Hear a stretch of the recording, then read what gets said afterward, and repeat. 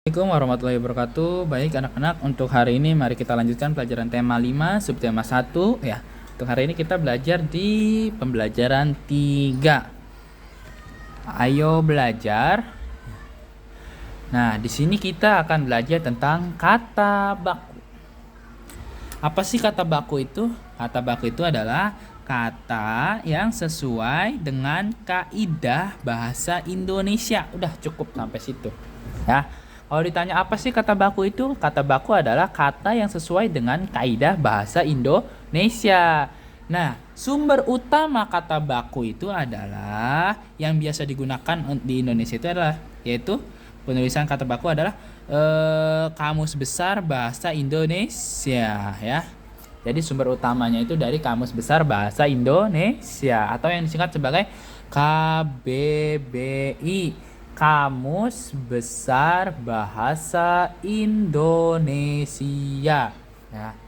Nah, pada umumnya kata baku itu digunakan dalam kalimat-kalimat resmi baik lisan maupun tulisan. Contohnya seperti apa? Contohnya seperti pidato kepresidenan atau pidato yang lainnya, ya.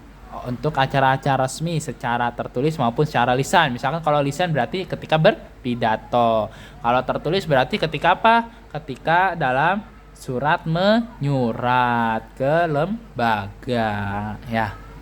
Jadi misalkan sekolah mengirimkan surat ke dinas pendidikan ya, itu harus menggunakan kata baku. Atau ada bupati nih, bupati mau pidato di sini nih. Nah, itu harus menggunakan kata baku ya. Nah, selanjutnya dengan mengetahui tata bahasa baku, kita dapat menyusun kalimat efektif dengan baik. Kalimat efektif itu adalah kalimat yang sesuai dengan kaidah bahasa, baik secara ejaan maupun tanda bacanya, sehingga mudah dipahami oleh pembaca atau pendengar ya.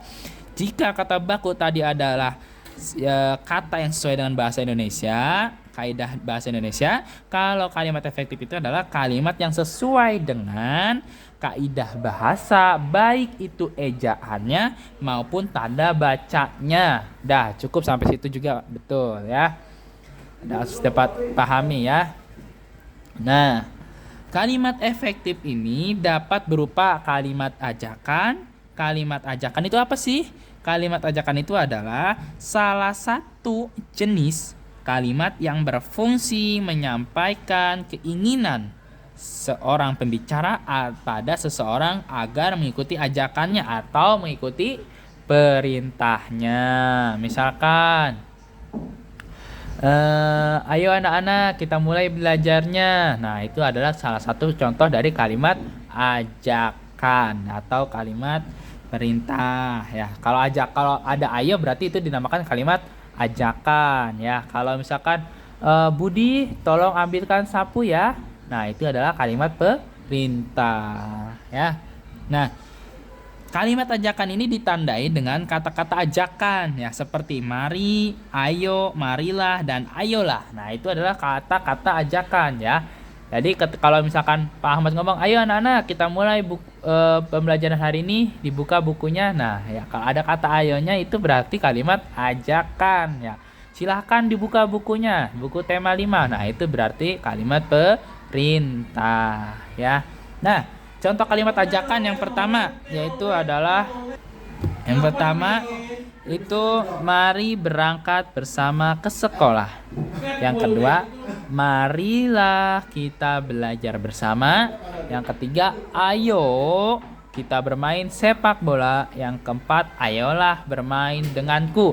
Ingat, kalau kalimat ajakan itu adalah kalimat yang menggunakan kata ajakan ya, kata-kata ajakan.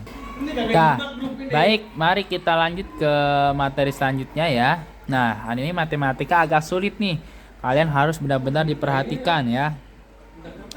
Di dalam menyelesaikan operasi hitung satuan berat, langkah pertama yang harus dilakukan adalah menyertakan satuan beratnya.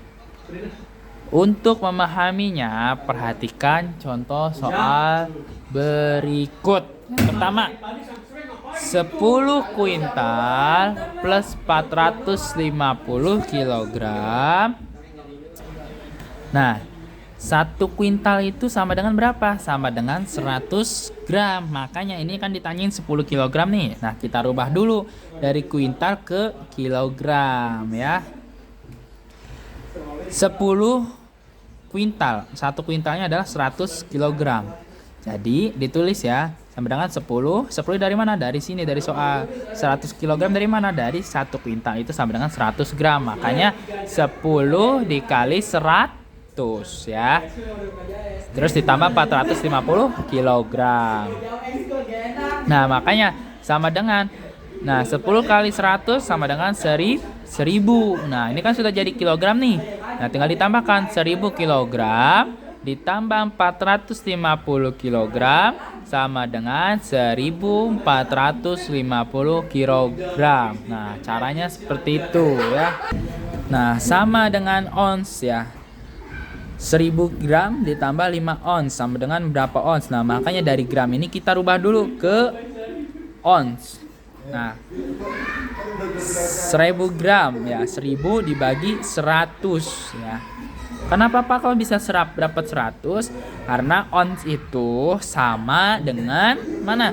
Sama dengan hektogram ya. Dari gram ke ons itu naik 2 tangga, makanya dibagi 100 ya.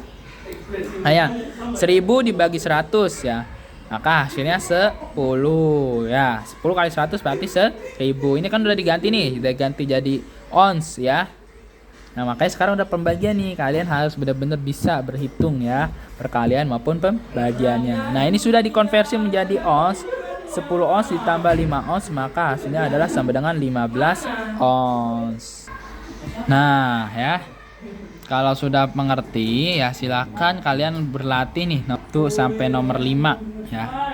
Nomor 1 sampai 5 aja, nggak usah banyak-banyak ya. Oke, berlatih ya. Dikonversikan dulu 6000 mg ditambah 400 cg sama dengan gram. Nggak usah banyak-banyak nih, nomor 5, nomor 1 sampai nomor 2 aja ya. Nah, ini kan 6000 miligram ditambah 400 cm sama dengan gram, yang ditanyakan gramnya. Nah, maka oleh karena itu miligram harus dikonversikan dulu ke gram, 400 cm harus dikonversikan juga ke gram ya. Jangan nomor 1 sampai nomor 2 aja ya. Bapak pengen tahu kalian bisa nggak di rumah gitu ya. Kalau belum paham boleh tanya Pak Ahmad, boleh minta tolong bantuan orang tua kalian ya. Oke. Ya, untuk hari ini materinya sekian dulu ya, tidak usah banyak-banyak supaya kalian lebih paham ya, mendalam. Oke, sekian dulu dari Pak Ahmad. Assalamualaikum warahmatullahi wabarakatuh.